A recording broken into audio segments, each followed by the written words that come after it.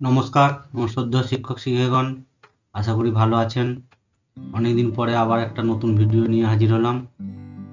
Thumbnail দেখে আপনারা বুঝতে পারছেন যে ভিডিওটা কি হতে চলেছে। আর্ট অ্যান্ড এডুকেশন এবং ফিজিক্যাল এডুকেশন, এই দুটির নাম্বার আমরা SMS পোর্টালে কিভাবে নাম্বারটা বসাবো। শুধুমাত্র নাম্বার বসানো নয়, এই আর্ট এডুকেশনের নাম্বারটা দুটো ভাগে ভাগ করা আছে, একটা হচ্ছে থিওরি এবং একটা প্র্যাকটিক্যাল। তেমনি ফিজিক্যাল এডুকেশনেরও নাম্বারটা দুটো ভাগে ভাগ করা আছে, থিওরি আর প্র্যাকটিক্যাল। এই দুটো নাম্বার কিভাবে বসিয়ে সাবমিট হবে দেখাবো। তার সাথে সাথে আমি দেখাবো নাম্বার বসানোর পরে কিভাবে আপনারা মার্কশিট প্রিন্ট করবেন। অনলাইন থেকে মার্কশিট প্রিন্ট করে স্টুডেন্টদেরকে দিতে হবে, এটাই আবশ্যিক। তাই আপনাদেরকে হাতে লেখা মার্কশিট দেওয়া চলবে না। বাংলা শিক্ষা পোর্টাল থেকে যে মার্কশিট জেনারেট হবে সেই মার্কশিটই আপনাকে স্টুডেন্টদেরকে দিতে হবে। তো চলুন ভিডিওতে। আমি অলরেডি একটা স্কুলের আইডি দিয়ে খুলে রেখেছি SMS পোর্টাল, সেখানে আমি দেখাবো। একটা স্কুলের আমি SMS পোর্টালটি খুলে রেখেছি। এখান থেকে আপনারা বাঁদিকে, এটা সকলেই জানেন কিভাবে নাম্বার বসাতে হয়। ফার্স্ট টার্ম এবং সেকেন্ড টার্মের নাম্বার আপনারা অলরেডি বসিয়ে ফেলেছেন। এখন সমস্ত স্কুলের থার্ড টার্ম পরীক্ষা শেষ হয়ে গেছে এবং নাম্বারগুলিও বসাতে হবে। তাই আমি শুধুমাত্র এই দুটি বিষয়েরই নাম্বার বসানোটা দেখাবো। সব বিষয়ের নাম্বার বসানো আমি এই ভিডিওতে দেখাচ্ছি না। প্রথমে আমরা এভলিউশনে যাব। এভলিউশন থেকে মার্কস এন্ট্রি, ফর্মেটিভের মার্কসগুলো আগেই বসিয়ে রাখতে হবে, তারপরে সামেটিভের মার্কস আমরা বসাতে পারবো। যদি ফর্মেটিভের মার্কস বসানো না থাকে তাহলে সামেটিভটা ওপেন হবে না। এখন আমার বসানো আছে অলরেডি মার্কস এন্ট্রি সামেটিভ, এটা আমি এখন ওপেন করছি। 1 এবং ক্লাস 2 এর এদের ওয়ার্ক এডুকেশন বা আর্ট এডুকেশন এবং ফিজিক্যাল এডুকেশনের এদের নাম্বার নেই বা সাবজেক্টও নেই। 3, 4 থেকে শুরু করে ক্লাস 8 পর্যন্ত এই নাম্বারটা আছে। সেটা কিভাবে বসাতে হবে আমি একটা ক্লাসের দেখাচ্ছি। ক্লাস 4 এর আমি দেখাবো কিভাবে বসাতে হয়। তাই ক্লাস 4 আমি সিলেক্ট করে নিলাম। সাবজেক্ট আমি সিলেক্ট করব আর্ট অ্যান্ড ওয়ার্ক এডুকেশন। এরপরে টার্মটা আপনাকে সিলেক্ট করতে হবে। যদি আপনি first term second term already বসিয়ে রাখেন তবেই আপনার এভলিউশন থার্ডটা এখানে দেখাবে, শো করবে। যদি না করেন তাহলে থার্ড টার্মটা শো করবে না। তাহলে আমি বসানো আছে, আমি থার্ড টার্ম লিখলাম। তারপরে কিন্তু এখানে সার্চ করা চলবে না।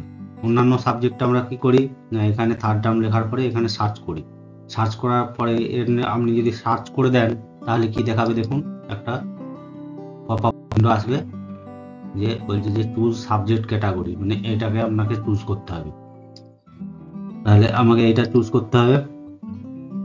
এখানে লেখা রয়েছে দেখুন সামেটিভ এভলিউশন, থিওরি আর প্র্যাকটিক্যাল।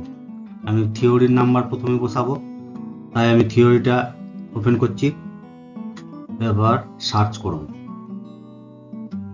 সার্চ করার পরে দেখুন স্কুলের স্টুডেন্টগুলি, ক্লাস 4 এর 4টি স্টুডেন্ট আছে। এটা নাম্বারগুলো আমি এখন বসাবো। 17, 16, 18, 18 পেয়েছে থিওরিতে, সেটা আমি বসিয়ে দিলাম। 17, 16, 18, 18। এখন আমি এটা সাবমিট করে দেবো। এখানে যে সাবমিটটা রয়েছে, এখানে দুটো বাটন আছে, একটা save as draft. Save as draft যাদের অনেক স্টুডেন্ট একসঙ্গে বসানো যাবে না, কিছু কিছু বসিয়ে রাখার পরে সেভ অ্যাজ ড্রাফট করে রাখলে এটা সেভ অ্যাজ ড্রাফটে থাকবে। তারপরে শেষে সাবমিট করতে হয়, কিন্তু আমাদের অল্প স্টুডেন্ট তাই আমি একবারই সাবমিট করে দিচ্ছি।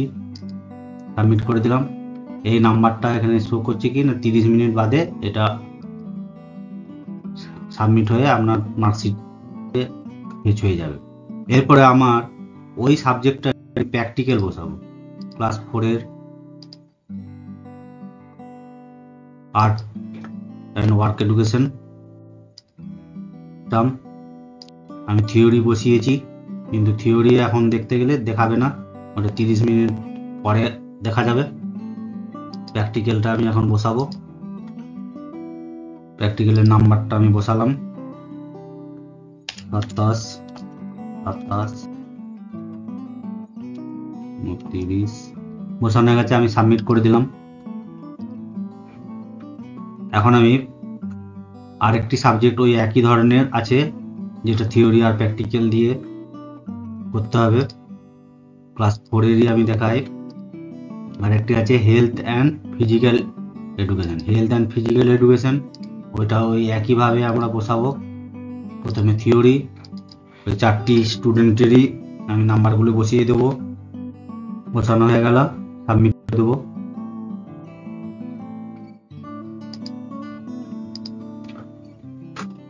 তারপরে আবার ওই একই সাবজেক্টেরই আমি প্র্যাকটিক্যাল বসাবো। হেলথ অ্যান্ড ফিজিক্যাল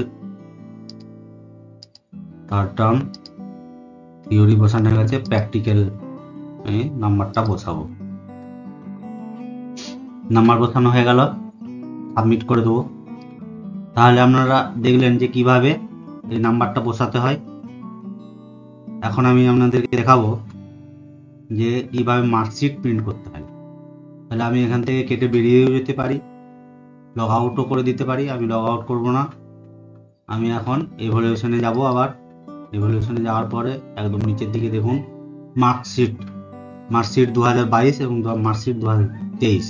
আমাদের তাহলে মার্কশিটটা 2023-এরটা প্রয়োজন, এটা আমরা ক্লিক করব। এখানে আমি ক্লাস সিলেক্ট করব।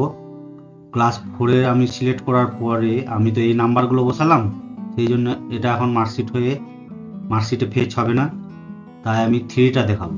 3টা আমার আগেই নাম্বার পুট করা আছে, তাই আমি 3টা দেখাবো কিভাবে মার্কশিট প্রিন্ট করতে হয়।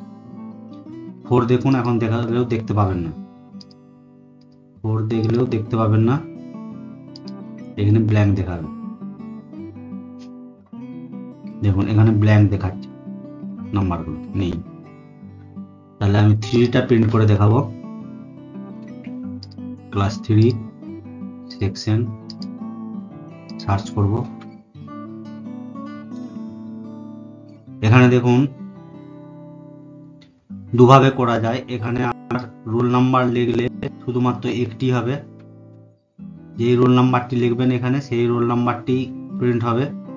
আমি যদি 3 লিখি দেখবেন শুধু 3টি আসবে। এখানে রোল নাম্বার 3 দিলাম, শুধু 3টি আসলো এবং এটা প্রিন্ট করব।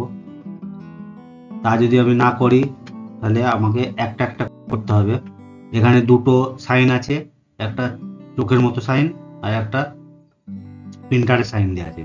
তাহলে এই চোখের মতো সাইনটাতে আমরা দেখতে পাবো আমার নাম্বারগুলো ঠিকঠাক বসেছে কিনা, তারপরে আমি প্রিন্ট করব। তাহলে আমার নাম্বার এখানে সব বসে গেছে, দেখতে পাচ্ছি। তাহলে আমি এখন প্রিন্ট করব।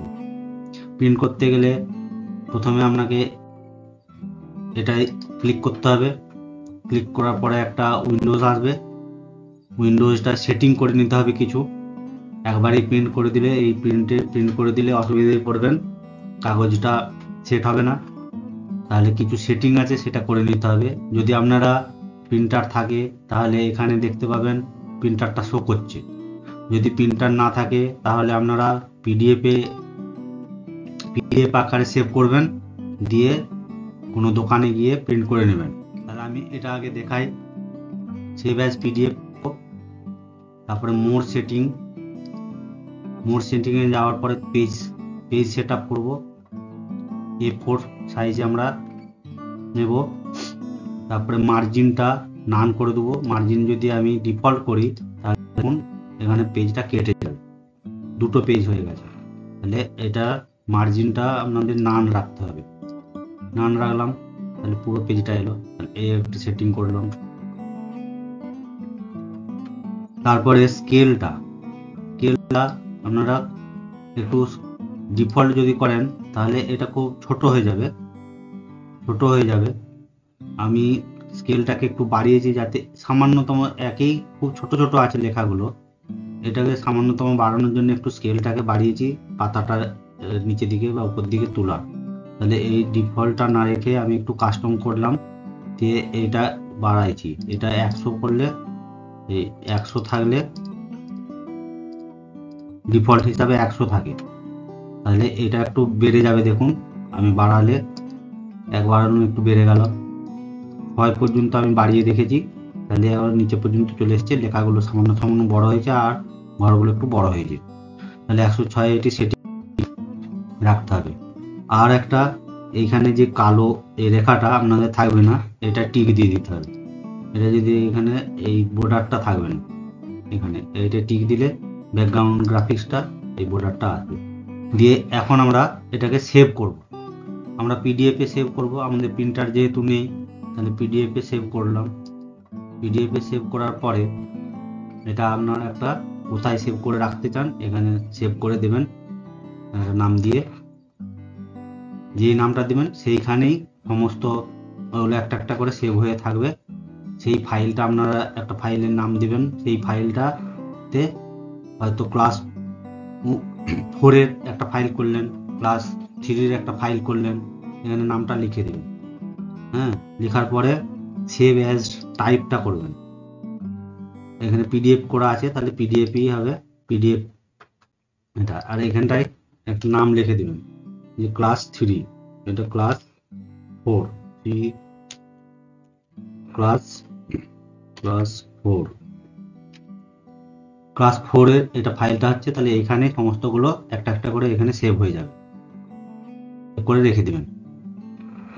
দিয়ে যখন আপনাদের সব সেভ হয়ে যাবে, সেই ফাইলটা আপনারা পেন ড্রাইভে হোক বা মোবাইলে হোক তুলে নিয়ে গিয়ে দোকানে গিয়ে প্রিন্ট করে নেবেন একসঙ্গে। এটা একরকম গেল। আমি এখন কিভাবে প্রিন্ট করব সেটা একটু সেটিং দেখাই। ওই একই সেটিং, এখানে অটোমেটিকভাবে যাদের প্রিন্টার আছে এটা চলে যাবে। আমার এপসন L4260 যে প্রিন্টার আছে সেটা শো করছে। কালার করতে চাইলে কালার এখানে করে দিবেন। কালার এখানে কালারের কিছু নাই, শুধুমাত্র এই লোগোটি, বাংলা শিক্ষা লোগোটি শুধুমাত্র কালার, বাকি সব ব্ল্যাক অ্যান্ড হোয়াইট। তাই কালারের কোনো আমি প্রয়োজন বোধ করি না, আমি ব্ল্যাক অ্যান্ড হোয়াইটই প্রিন্ট করি। তারপরে মোর সেটিংয়ে এটা মোর সেটিংটা অন করবেন, ওই একইভাবে পিডিএফে যেভাবে আমি করেছিলাম। তারপরে পেপার সাইজটা আমার সেটিং করা আছে বলে এটা চলে এসছে। আর পেজ পার সিট, মার্কশিটটা একটা সিটেতেই হবে, তাই 1 হচ্ছে। আর মার্জিনটা ডিফল্ট হিসাবে থাকলে তাহলে এটা 2 পেজ হয়ে যাবে, করবেন না, এটা নান করবেন। আর স্কেলটাকেও কাস্টম করে একটু বাড়িয়ে নেবেন। হ্যাঁ, আর 2 সাইড আমাদের প্রিন্ট হবে না, তাই এটা 2 সাইড প্রিন্ট করবো না, এটা অফ রাখবো। আর ব্যাকগ্রাউন্ড গ্রাফিক্সটা এটা অন করে দেবো, যাতে এই যে পার্সেন্টেজ লেখাটা একটা রেখার মধ্যে দেখা যায়। এরপরে এটাকে আমরা প্রিন্ট দিয়ে দেবো। প্রিন্ট দিয়ে দিলেই এটা প্রিন্ট চলে আসবে। এখানে প্রিন্টটায় আমি ক্লিক করছি, তাহলে অটোমেটিকভাবে এই পেজটা প্রিন্ট আউট বেরিয়ে চলে আসবে। তাহলে ভিডিওটা এই পর্যন্তই ছিল। প্রিন্ট হচ্ছে, প্রিন্ট হয়ে বেরিয়ে চলে এলো। তাহলে এইভাবে আপনারা প্রিন্টার থাকলে প্রিন্ট করে নেবেন, নয়তো কি করবেন না পিডিএফ আকারে সেভ করে নিয়ে গিয়ে প্রিন্টারের দোকানে গিয়ে প্রিন্ট করে নিয়ে আসবেন। ভিডিওটি ভালো লাগলে শেয়ার করবেন, লাইক করবেন। নমস্কার।